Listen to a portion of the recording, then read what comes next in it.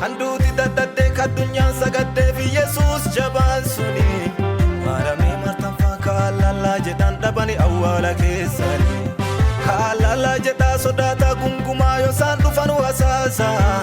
shittoo fayyifannaa dhakaa guddaa kanaa yennutti irraanuu kaasa yoosaan deemaa dhufan dhakaan garagalfameeti ergamaan garagalchee dhakaa irrateeti Yesus ka'eeraa sin barbaadinaa du'aaleyyii keessa